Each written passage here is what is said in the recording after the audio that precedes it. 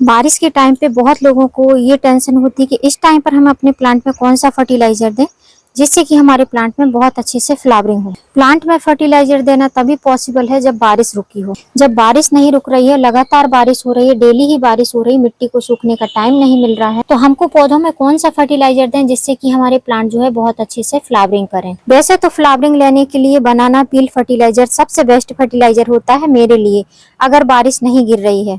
लेकिन बारिश इतनी ज्यादा है कि बारिश बंद ही नहीं होती और मिट्टी को तो लगभग 2 वीक हो चुके हैं, बिल्कुल भी सूखने का टाइम ही नहीं मिला है। अगर 1 घंटे की बारिश रुकती है तो उसके बाद में ऐसे बारिश गिरती है कि वो 1 घंटा पूरा कवर कर लेता है और मिट्टी को एकदम से गीला कर देता है। मेरे बगिया में फ्लावरिंग तो बहुत ज्यादा हो रही है, लेकिन जैसे कि मैंने बताया कि डेली ही बारिश गिरती रहती है तो फ्लावर इसी तरीके से ब्लूम होकर और बहुत जल्दी से ही इस प्रकार से गल जाते हैं। इस तरीके से पानी लगातार पड़ता रहता है और फ्लावर पूरे खराब हो जाते हैं।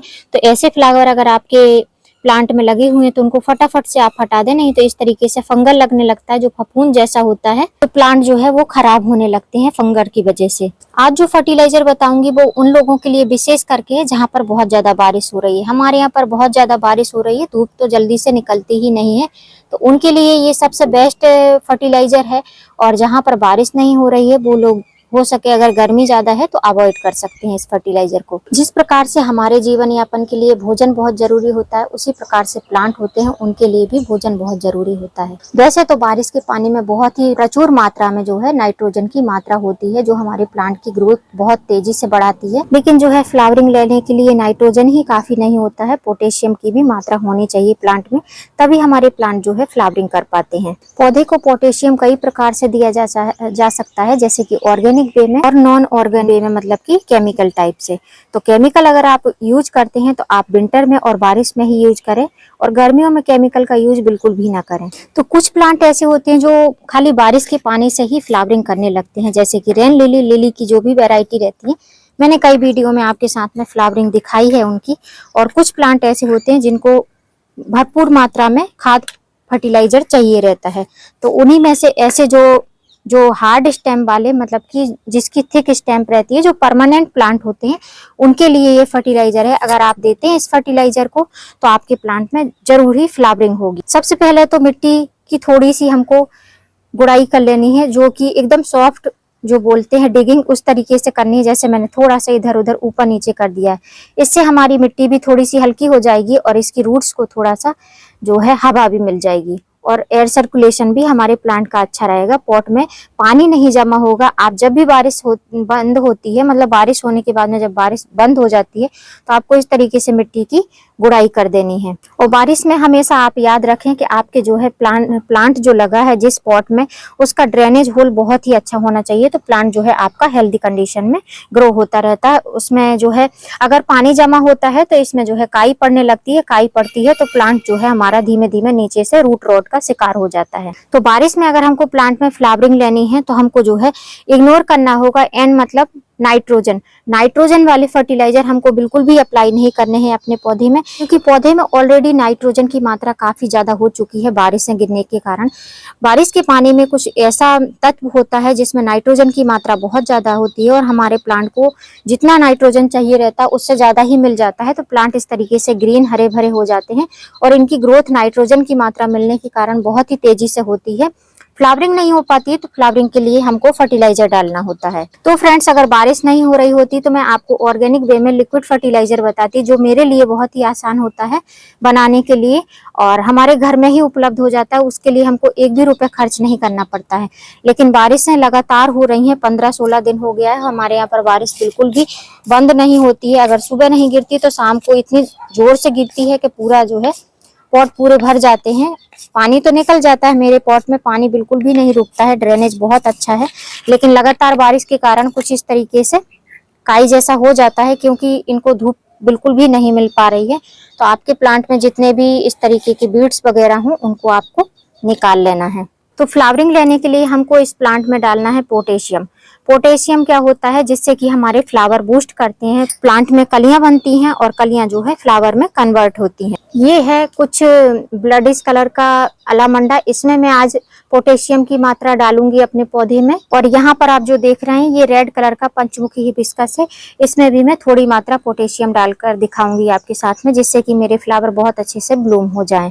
तो ये जो मेरे हाथ में देख रहे हैं आप, ये है पोटाश। पोटाश हमारे पौधों की ग्रोथ के लिए बहुत अच्छी होती है। तो ग्रोथ तो अभी हो ही रही है बारिश के पानी के कारण, लेकिन फ्लावरिंग लेने के लिए ये जो रेड पोटाश है बहुत ही अच्छा ऑरेंज शेड में आता है, कुछ गाजरी कलर में रहता है, कैरेट कलर में। तो ये पोटाश हमारे पौधों की में फ्लावरिंग लेने के लिए बहुत ही अच्छा होता है। मुझे बहुत सारे कमेंट आए थे कि बारिश में हम कौन सा फर्टिलाइजर डालें जिससे कि हमारे पौधों में बहुत अच्छे से फ्लावरिंग हो। तो इसका यूज कर सकते हैं आप, लेकिन जैसे कि मैंने बताया कि एक केमिकल फर्टिलाइजर है। पोटाश आपको ऑर्गेनिक भी मिल जाएगा, अगर किसी भी ऑनलाइन शॉप पर आप जाएंगे तो आपको जो है पोटाश ऑर्गेनिक मिल जाएगा, या आपके जो है कोई भी लोकल शॉप पर जाएंगे, एग्रीकल्चर शॉप पर, वहां भी आपको पोटाश ग्रेन्यूल्स फॉर्म में भी मिल सकता है और इस तरीके से पाउडर फॉर्म में भी मिल सकता है। तो आप ऑर्गेनिक पोटाश भी यूज कर सकते हैं, लेकिन मैं जो है नर्सरी से लाई हूँ तो मुझे यही पोटाश मिला है। तो इसकी मात्रा हमको कितनी डालनी है अपने पौधे में वो आपके साथ में मैं बता देती हूँ। तो मैं जब भी, वैसे तो मैं दूसरी बार ही यूज कर रही हूँ, तो जब मैं ये केमिकल फर्टिलाइजर यूज करती हूँ तो थोड़ी थोड़ी मात्रा में ही यूज करती हूँ, इससे ज्यादा नहीं यूज करती हूँ। तो ये है 1 टीस्पून। 1 टीस्पून में मैंने 1 भाग डाला है, 3 भाग नहीं डाले हैं। तो इतना जितना आपको दिख रहा है इतना ही मैंने डाला है। तो आप भी इसी तरीके से डाल सकते हैं। छोटे से पॉट में ज्यादा मात्रा आपको नहीं डालनी है और थोड़ा सा मिट्टी को ऊपर नीचे कर देना है। और बारिश के टाइम में अगर डालते हैं तो अच्छा है आपके पौधों के लिए, पौधों में फ्लावरिंग लेने के लिए जो है पोटाश बहुत अच्छा होता है। ये जो छोटा गमला था, ये छोटा गमला 3-4 इंच का गमला है, तो इसमें मैंने इतना ही डाला है, लगभग 2 चुटकी के करीब। और अगर इस तरीके से 8-10 इंच का गमला है आपके पास में तो लगभग ½ टीस्पून के करीब आप इसमें इस पोटेशियम फर्टिलाइजर को अपने पौधों में अप्लाई कर सकते हैं। आप इसका स्प्रे भी कर सकते हैं, लेकिन हम स्प्रे नहीं कर सकते हैं क्योंकि बारिश का कोई भी भरोसा नहीं, किसी भी टाइम बारिश हो सकती है। तो हमको इसको मिट्टी में ही देना है। अगर आपके यहाँ पर बारिश नहीं हो रही है, रुक रुक कर हो रही है, धूप भी निकल रही है, तो हमारे यहाँ पर उजाला तो रहता है लेकिन धूप बहुत ही रेयर केस में निकल रही है, तो हम इस तरीके से यूज कर रहे हैं। आप जो है इसको ½ टीस्पून 1 लीटर पानी में डिजोल्व कर और अपने प्लांट की पत्तियों पर भी अप्लाई कर सकते हैं, रूट में भी दे सकते हैं अगर आपको लिक्विड फॉर्म में देना है। तो मेरे यहाँ पर बारिश गिर रही है इसलिए मैं इसमें कोई भी पानी वगैरह नहीं डालूंगी। आपके यहाँ पर नहीं गिर रही हो तो आप इसमें पानी डाल सकते हैं, जिससे कि जो फर्टिलाइजर है वो अच्छे से मिक्स हो जाए। तो मिट्टी एकदम से गीली है इसलिए और भी मुझे इस पर जो है वाटरिंग नहीं करनी है। फ्रेंड्स, ये जो फर्टिलाइजर है आपको कहीं भी मिल जाएगा, 100 रुपीज के अंदर मिल जाएगा। और 100 रुपीज में इतना ज्यादा फर्टिलाइजर मिलेगा कि आप 1-2 साल तक इसको यूज करते रहेंगे तब भी ये फिनिश नहीं होगा। तो आप भी अगर चाहते हैं कि बारिश में आपके पौधों में फ्लावरिंग हो तो आप थोड़े टाइम के लिए इस फर्टिलाइजर का यूज कर सकते हैं। बहुत ज्यादा मात्रा में नहीं करना है, महीने में 1 बार यूज करें, आपके पौधों में बहुत ही अच्छे से फ्लावरिंग होगी। और फ्रेंड्स, जब भी इस फर्टिलाइजर का यूज करें तो इसके साथ में आप चाहें तो एप्सम सॉल्ट भी, अगर स्प्रे कर रहे हैं तो एप्सम सॉल्ट भी डाल सकते हैं, या मिट्टी में भी डाल रहे हैं तो एप्सम सॉल्ट का भी यूज कर सकते हैं। उसके बाद में आपको नाइट्रोजन वाला कोई भी फर्टिलाइजर इस टाइम पर, बारिश के टाइम पर बिल्कुल भी अप्लाई नहीं करना है अपने पौधों पर, या फिर गोबर की खाद या वर्मी कंपोस्ट का भी यूज नहीं करना है, क्योंकि उसमें भी नाइट्रोजन की मात्रा भरपूर होती है। तो यदि बारिश के टाइम में आप अगर कोई भी फर्टिलाइजर अपने प्लांट को देना चाहते हैं फ्लावरिंग के लिए, तो आप जो है इस पोटाश का यूज कर सकते हैं। आपको केमिकल नहीं चाहिए तो आप ऑर्गेनिक पोटाश कोई भी ऑनलाइन ऐप पर जाकर ले सकते हैं, बहुत आसानी से आपको मिल जाएगा। उम्मीद करती हूँ ये सिंपल सा वीडियो आपको अच्छा लगा होगा। अच्छा लगा हो तो वीडियो को लाइक करना, शेयर करना, चैनल पे न्यू हो तो सब्सक्राइब करना बेल आइकन के साथ। फिर मिलती हूँ किसी नई वीडियो में नए टॉपिक के साथ। तब तक के लिए हैप्पी गार्डनिंग।